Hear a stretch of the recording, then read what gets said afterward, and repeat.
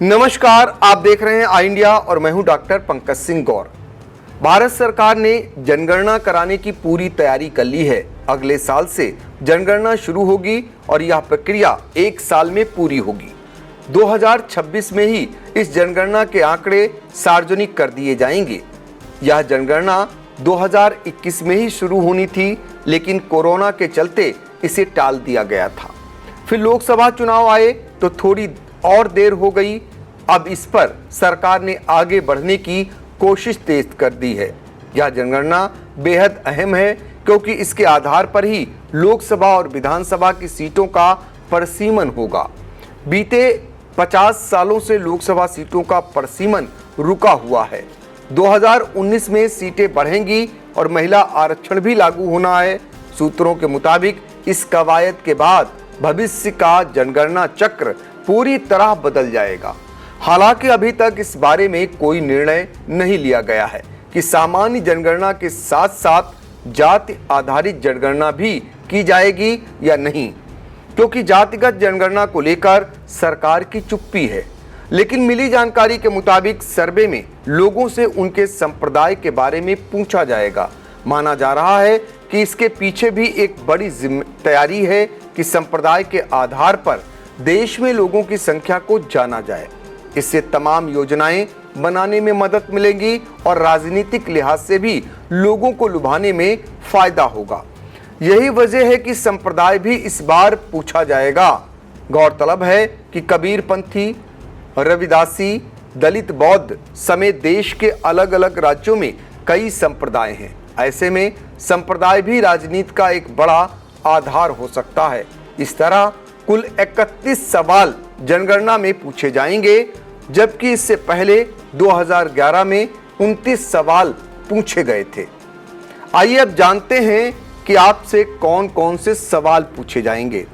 सबसे पहले व्यक्ति का नाम पूछा जाएगा, फिर उसका परिवार के मुखिया से संबंध, उसका लिंग, जन्मतिथि और आयु, व्यक्ति की मौजूदा वैवाहिक स्थिति एवं शादी के वक्त जो उम्र थी वह भी पूछी जा सकती है। व्यक्ति का धर्म, संप्रदाय, अनुसूचित जात या जनजात की जानकारी भी ली जाएगी।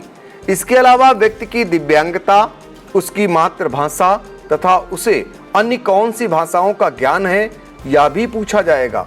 साथ ही आपकी साक्षरता की स्थिति, मौजूदा शैक्षणिक स्थिति एवं उच्चतम शिक्षा की भी जानकारी ली जाएगी। साथ ही नागरिक के रोजगार, बीते साल का रोजगार, आर्थिक गतिविधि की श्रेणी, उद्योग की प्रकृति, रोजगार एवं सेवाओं के बारे में भी पूछा जाएगा और वर्कर्स की क्लास, गैर आर्थिक गतिविधि, आपको कैसे रोजगार की चाह है, आपके काम पर जाने का माध्यम क्या है और एक तरह से दूरी भी पूछी जा सकती है। इसके साथ ही व्यक्ति का जन्म मूल स्थान पर ही हुआ है या कहीं और दूसरे देश में हुआ हो तो उसका नाम, आप मूल स्थान पर ही रह रहे हैं या पलायन किया है, और अगर पलायन किया है तो क्या भारत में ही किया है या किस समय पलायन किया है। इसके साथ ही आपसे मूल स्थान से पलायन का कारण भी पूछा जा सकता है।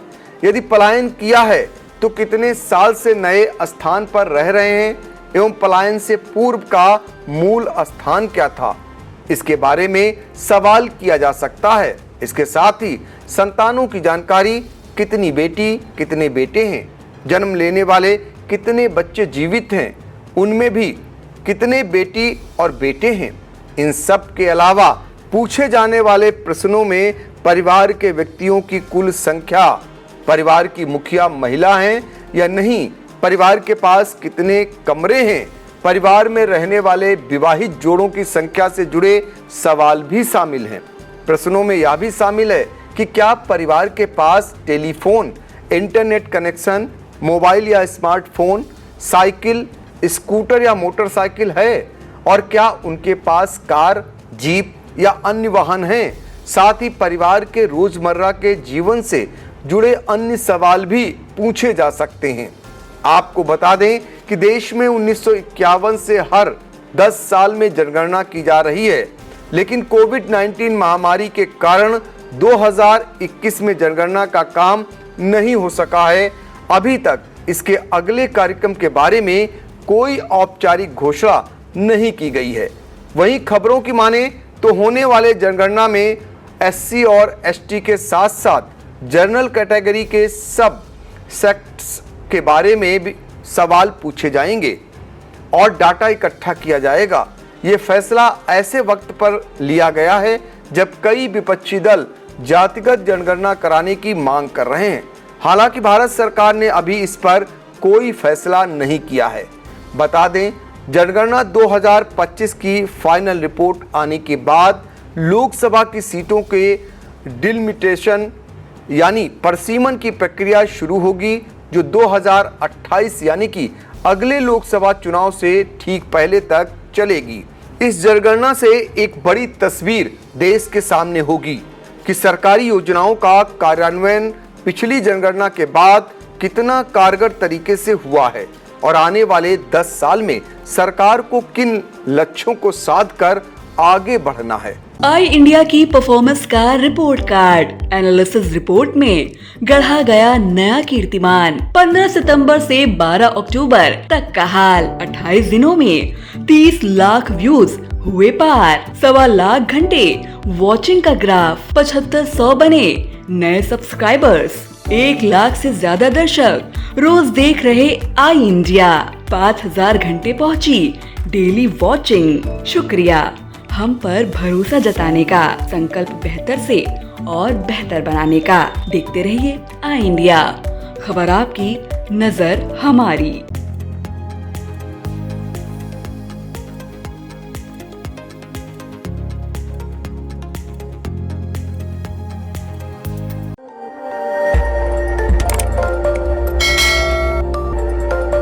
खबर आपकी, नजर हमारी।